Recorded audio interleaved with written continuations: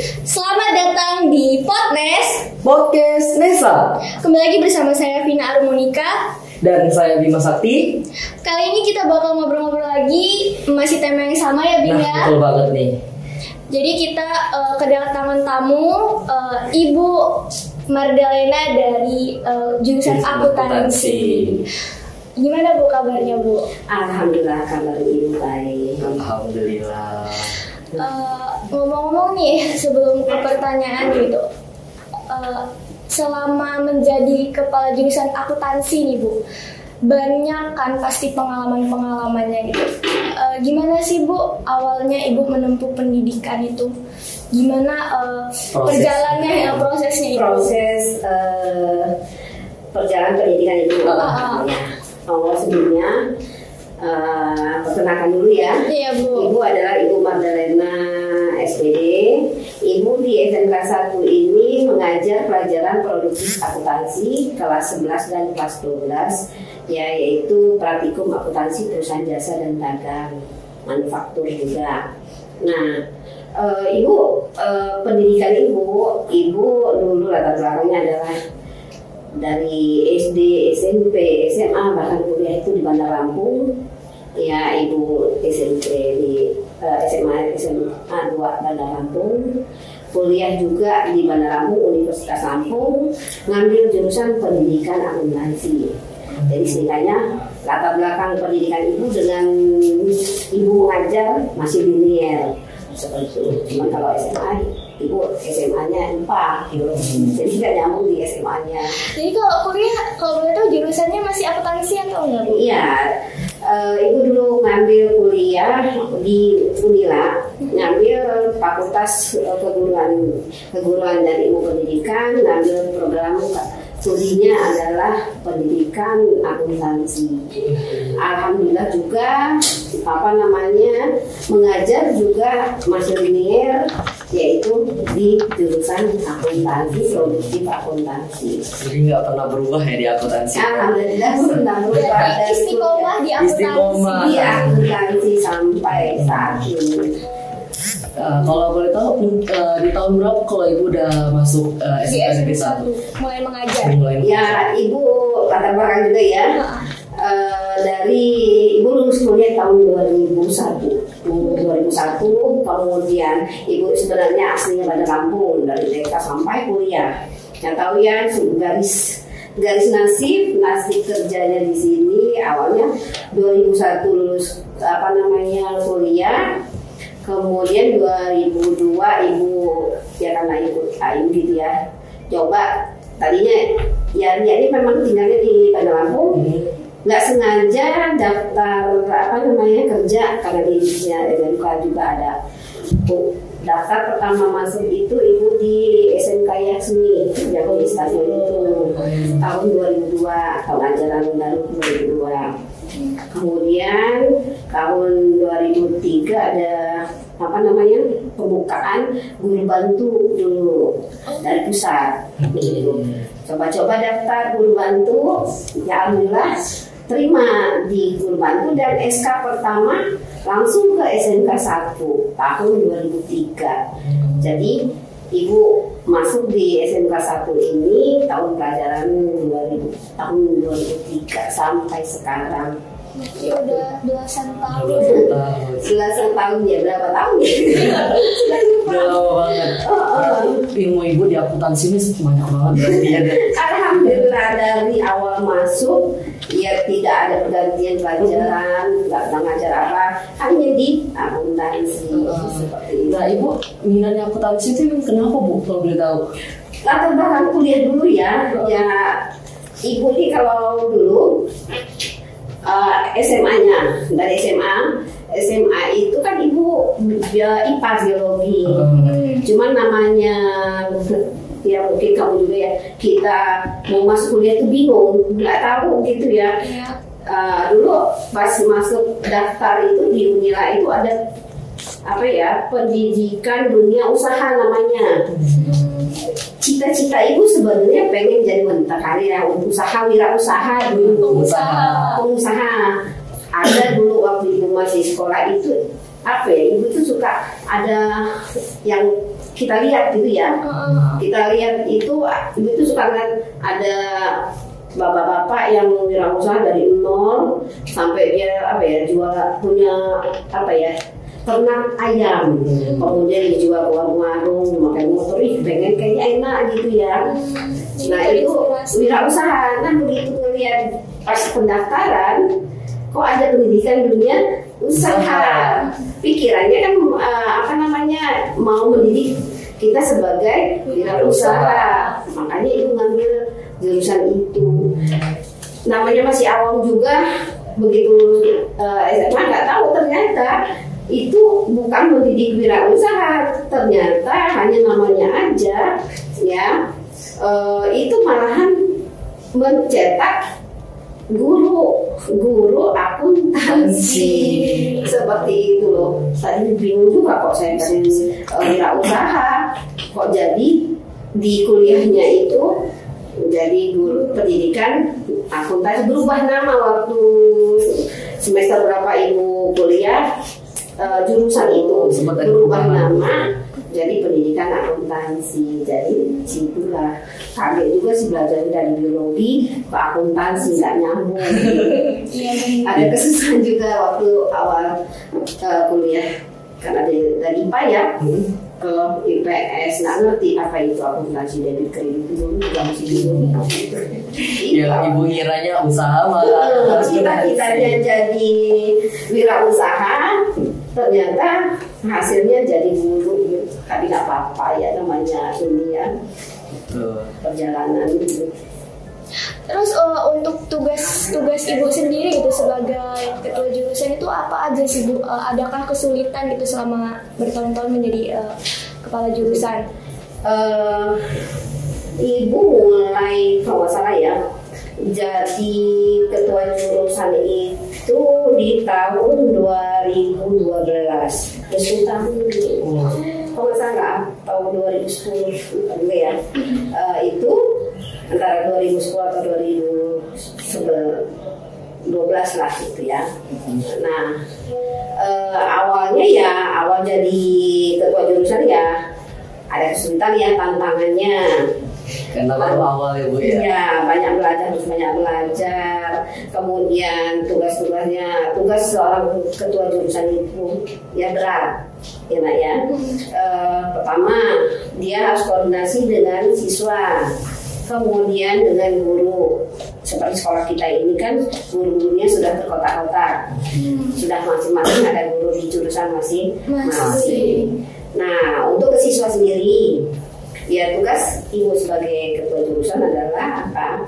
Yang kondisi pertama, kalau misalnya ada siswa yang bermasalah di jurusan, itu kan dikoordinasi oleh wali kelas dulu. Nanti wali kelas menyampaikan ke ibu kadernya permasalahan siswa, nanti baru kita selesaikan. Kalau bisa diselesaikan di jurusan siswa itu ya sudah. Tapi kalau ternyata permasalahan siswanya harus kita bawa lagi ke BK, ya kita laporkan ke BK penanganan yang untuk siswa yang bermasalah. Dibimbing konseling. Itu kalau ada siswa bermasalah. Kemudian tugas ibu juga ke siswa adalah kalau kalian dari kelas 10.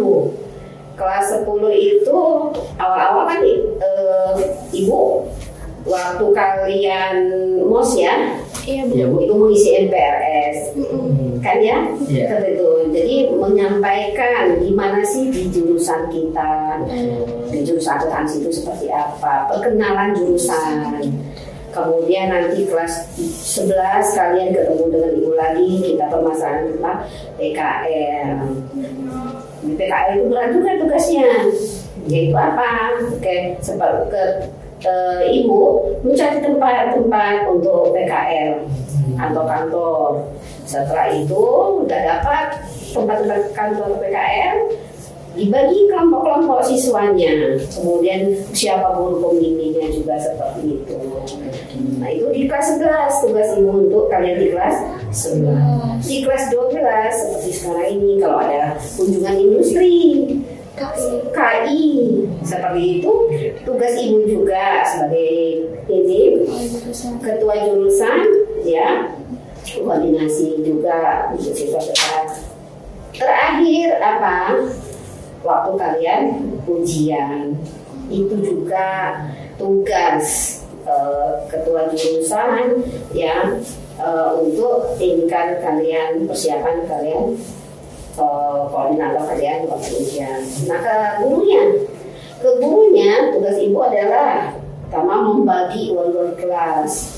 Oh, jadi itu bukan dari kepala sekolah gitu? Bukan. Oh, bagian dari kepala sekolah ya. Itu tugas dari ketua jurusan. Jadi yang kamu wali kelas siapa? Itu koordinasi wali kelas. Setelah semua dari kelas 10 sampai 12 sudah dibagi wali kelas, baru dilaporkan ke sekolah, ke kurikulum seperti itu. Karena apa? Ya tugas kajun itu kan lebih dekat ke siswanya, lebih dekat ke guru-gurunya seperti itu. Nah itu ya, membagi wali kelas itu juga membagi pembimbing kalian. Waktu PKL itu tugas ketua jurusan juga. Siapa pembimbing, misalnya kamu di mana, itu tugas ya ketua jurusan juga. Berarti bukan dari wali kelas sendiri yang menjadi pembimbing ya Bu ya? Bukan apa ya? Kan kantor-kantor banyak tuh. Tadi kan ibu udah keliling ya, udah sini membagi kelompoknya, siswanya. Kemudian pembimbing dari kelompok itu juga tugas dari ibu sebagai ketua jurusan. Jadi ketua jurusan itu berat, ya kan? Berhadapan langsung dengan siswa, berhadapan langsung dengan gurunya. Sampai kalau kalian ada permasalahan yang berat misalnya, BK kan kita koordinasi, misalnya mau mengeluarkan siswa. Kalau kata ketua jurusannya, udah keluarin aja, memang layak dikeluarkan, ya siswa dikeluarkan. Tapi kalau masih bisa dibina siswanya, ya sudah, tidak jadi seperti itu. Kan sekarang kan transisi nih kurikulum kita ya Bu ya, dari kurikulum K13 menuju ke kurikulum Merdeka. Sebagai ketua jurusan, ada nggak sih kesulitan di kurikulum Merdeka ini gitu? Terus apa sih bedanya dengan K13 gitu? Oh ya, alhamdulillah ini juga termasuk tim pengembang. Oh, tim pengembang. Tim pengembang di sekolah kita itu ada 7 orang, termasuk kepala sekolah, tim pengembang kurikulum ya, kurikulum. Nah, ibu termasuk anggotanya. Nah, apa tadi perbedaan antara kurikulum 13 dengan Merdeka? Kalau kurikulum Merdeka sekolah kita ini baru kelas 10 aja ya. Iya. Baru kelas 10 aja yang menerapkan kurikulum Merdeka. Kelas 11 dan 12 masih pakai kurikulum 13, K13 seperti itu. Perbedaannya dibanding yang K13, kurikulum Merdeka ini lebih memberikan leluasa kepada kalian ya, untuk menginvestasikan kemampuan belajar kalian, gurunya juga. Kalau ibu lihat perbedaannya gini, kalau secara langsung kita lihat di sekolah ya, dibanding ini, ibu suka melihat ada guru-guru yang ngajak siswanya keluar. Ya kan, belajar di luar kelas. Iya.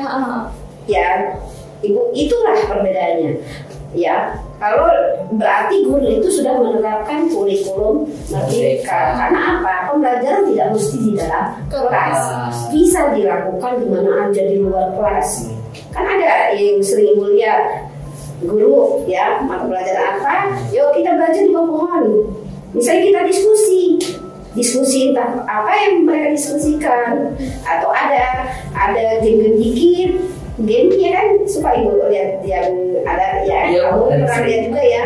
Nah itu guru itu menerapkan kurikulum 13 seperti itu. Kurikulum Merdeka. Kalau kurikulum 13 itu mutlak belajarnya di dalam kelas. Itu clear. Ibu sampaikan secara supaya kamu cepat menangkap aja ya. Seperti itulah. bisa, nggak usah teori yang gimana, yang kenyataan yang bisa kita lihat itulah perbedaannya. Kemudian ada juga yang tambahannya yaitu di kurikulum Merdeka ini ada tambahannya yaitu kelima dobel Pancasila. Itu penilaian nanti dilapor. Kalau kurikulum 13 itu kan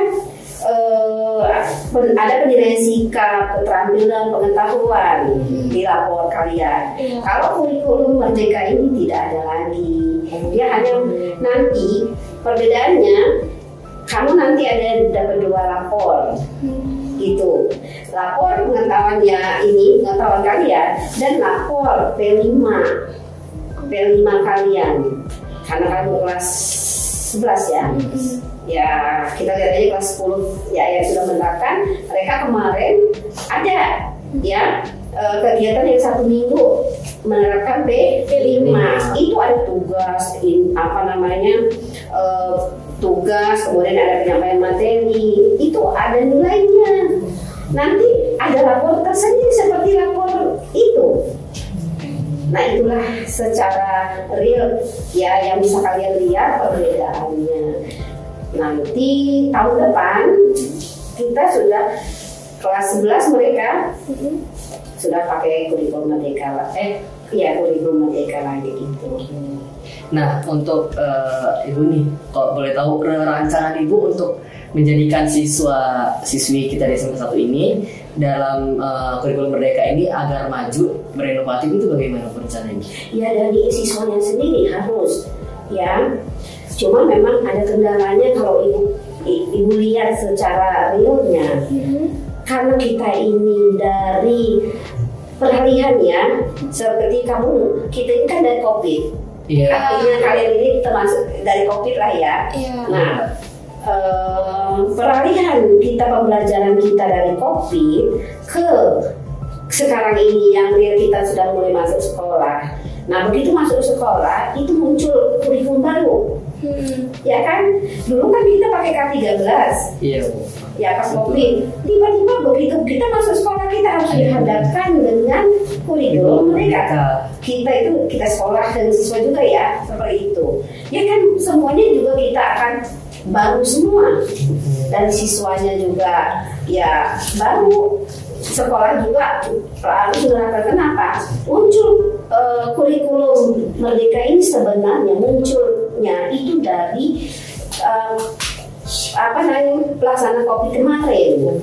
Seperti itu. Kenapa tiba-tiba muncul, kok tiba-tiba berubah dari K13 ke kurikulum mereka?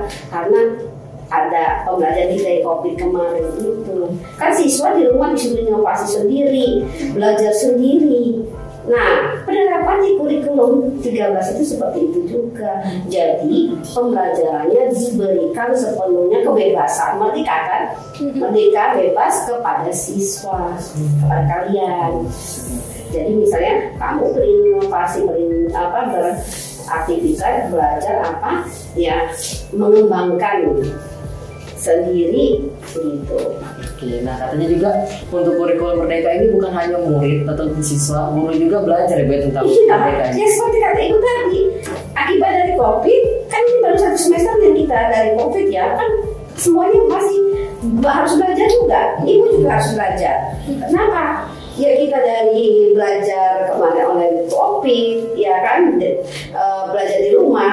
Ibu di rumah, kalian di rumah, tiba-tiba kita ini ya harus belajar juga, kemudian kurikulumnya juga pada berubah, pelajarannya juga berubah, otomatis guru-gurunya juga, kita guru juga harus banyak belajar, apalagi sekarang banyak inovasinya, jadi ya semua harus belajar juga. Karena posisinya itu kan transisi itu nggak harus cepet banget gitu kan. Iya, ada adaptasi dan proses ya seperti itu. Apalagi ya kita guru-guru ibu juga merasakan kalian kemarin lama kan belajar di rumah. Iya kan? Belum merasa bosan nih. Bosan belajar, ya isinya nyantai di rumah sambil ngerjakan tugas, tiba-tiba harus sekolah seperti ini. ini kan adaptasi juga. Iya betul. Ya kan, ya kamu rasakan juga di kelas gimana. Itu tantangan juga, apalagi kita harus pulang sore. Semua kita harus beradaptasi, tantangan semua, baik dari guru, dari siswanya, nah gurunya juga. Ya banyak pelatihan juga, diberikan pelatihan tentang kurikulum merdeka supaya ya guru tidak tahu gimana itu kurikulum merdeka. Oke. Kalau untuk ibu sebagai kajur akuntansi gitu, ada nggak sih program ibu gitu untuk jurusan akuntansi sendiri gitu? Program kemarin sebelum COVID ada, tapi yang ibu ini kan setelah COVID lagi ya, dari sekarang ini aja dengan kurikulum merdeka.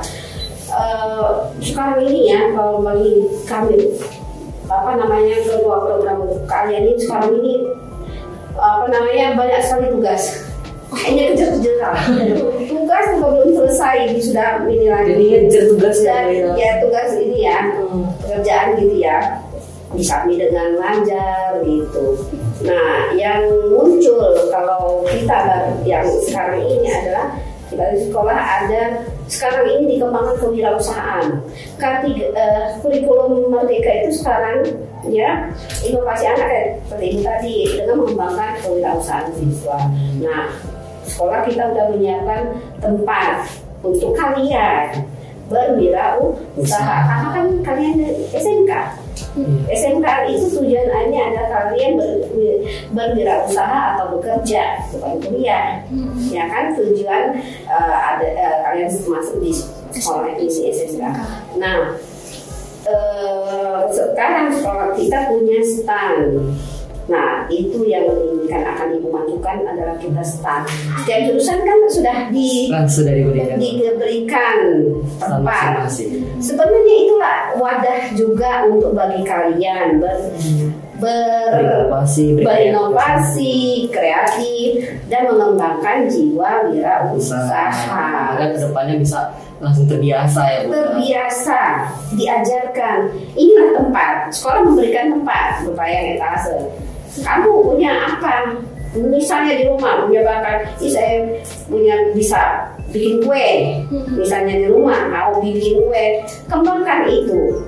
Nah, sekolah memberikan tempatnya dengan menyediakan tempat untuk kamu melintip lah, misalnya melintip dengan ada stand-stand, setiap jurusan ada seperti itu. Jadi siapapun siswa SMK 1, nah kalau memang punya jiwa seperti itu, punya kreativitas, titipkan apa yang ada di situ.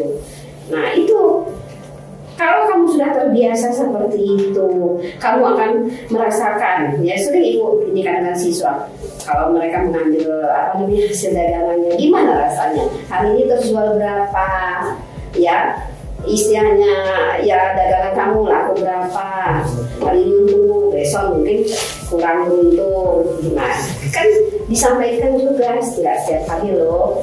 Kamu merasakan untuk terus ya sambil lihat aja kalau berdagang, tapi kan harus tetap semangat gitu. Nanti kalau kamu lulus dari sini, kembangkan lebih besar lagi, lebih kreatif lagi. Itu yang sekarang sedang digerakkan Ibu Klinika. Oke. Nah, untuk harapan Ibu nih ke depannya ya Bu ya, sebagai kajur, kira-kira harapan Ibu untuk siswa-siswi agar, dan untuk juga sekolah agar lebih meningkat, bagaimana untuk harapan Ibu sendiri? Harapan Ibu ke siswa lah ya kepada kalian ya, untuk lebih, yang pertama kamu berinovatif untuk belajar ya, kembangkan apa yang ada di diri kamu, karena kita ini sekolah SMK seperti itu ya. Bakat yang ada di sekolah kita ini banyak ya, fasilitas. Sayang kamu ya sebagai siswa tidak memanfaatkan apa yang ada di sekolah kita, fasilitas seperti itu ya. Sekarang kalau Ibu lihat dampak dari kurikulum merdeka ini bagus, banyak ya. Dengan caranya seperti itu. Kurikulum merdeka ini kan ke siswa supaya apa? Siswa, ya kan, harapannya adalah supaya semua siswa itu punya inovasi, bebas berkreativitas. Seperti Ibu juga sering mengatakan ke siswa, bersyukurlah kamu sudah masuk ke SMK 1. Sekolah kita sudah menyediakan apa aja. Seperti kalian di jurusan ini sudah lihat alatnya kalian ini kan, ya kan? Iya betul. Kamu punya bakat untuk seperti ini, ya bakat ya apa sih namanya podcast, wawancara, itu kan bagus. Nanti setelah lulus harapannya ke apa? Supaya dikembangkan lagi. Seperti itu, itulah harapan sekolah dan harapan ibu juga kepada kalian siswa. Tak mesti jurusan akuntansi, kepada semuanya apa yang ada di ini kan. Ya, seperti bagus. Jurusan kamu sudah ada ini lengkap alat-alatnya. Tidak semua sekolah punya seperti ini. Apalagi kamu punya kesempatan kalian yang ada di ruangan ini, ya, merasakan menggunakan kamera, lebih tahu ini. Jangan hanya nanti ilmu dan kesempatan hanya di SMK ini. Setelah kalian lulus, nanti kembangkan lagi ilmu kalian, produktivitas kalian seperti itu. Jadi siap terjun di dunia kerja. Iya, siap. Dengan bekal yang diberikan sekolah kepada kalian, kalian harus siap di dunia kerja setelah lulus. Itu harapan ibu dan harapan sekolah kepada kalian. Oke, nggak kerasa ini kayaknya pertanyaannya udah habis nih Bu. Padahal ibu masih mau lagi kemana? Mungkin ini kan terakhir kalinya kita ketemu Bu. Masih ada selanjutnya. Mudah-mudahan nanti kalau ada waktu lagi panggil lagi dengan pembahasan itu lagi. Siap Ibu. Terima kasih ya Bu atas kesempatannya telah mau hadir undangan kami di podcast ini. Kedepannya semoga harapan ibu tadi bisa kami laksanakan dan bisa tercapai gitu. Terima kasih buat motivasinya. Terima kasih. Buat teman-teman jangan lupa nonton ini sampai habis ya. Sampai jumpa.